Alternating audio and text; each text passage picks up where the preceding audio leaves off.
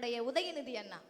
யோசிச்சு பாருங்க, இருக்கிற அனைத்து இளைஞர்களுக்குமே ஒரு முன்னுதாரணமாக ஓடிக்கொண்டிருக்கிற ஒரு இளைஞன் யார் என்று கேட்டால் சத்தியமாக உதயநிதி அண்ணன் மட்டும்தான். இல்லைன்னு சொல்ல முடியுமா நீங்க? தமிழால் வாழ்ந்த அறிஞர்களுக்கு மத்தியில் நல்லா யோசிச்சு பார்த்துக்கணும். தமிழால் வாழ்ந்த அறிஞர்களுக்கு மத்தியில் தமிழுக்காகத்தான் வாழ்ந்தாருன்னு நீங்க நினைச்சுக்கிட்டு இருக்கீங்க. வாழ்ந்தாரு, நாங்க இல்லைன்னு சொல்லல. ஆனாலும் கூட தமிழுக்காகவே அவர் தொண்டாற்றி இருந்திருந்தால் இத்தனை மக்களை அவர் வாழ்க்கையில் சம்பாதித்திருக்க முடியாது. ஏன்னா அவர் அச்சிட்ட புத்தகங்களை எத்தனை பேர் படிப்பாங்கன்னு தெரியாது. ஆனால் அவருடைய அரசியல் வாழ்க்கையை அத்தனை மனிதர்களும் படிப்பார்கள் என்று சொன்னால் சத்தியமாக அவர் அரசியல் பணிக்கு வந்ததுக்காகத்தான். நான் சொன்னேன்ல அண்ணன் உதயநிதி அண்ணன், அவர் வந்தா எப்படி தெரியுமா இருக்கும்? சூப்பரா இருக்கும். மக்கள் இதயம் எங்கும் இருக்கின்றவர் உதயநிதியே, முன்னேற்ற கழக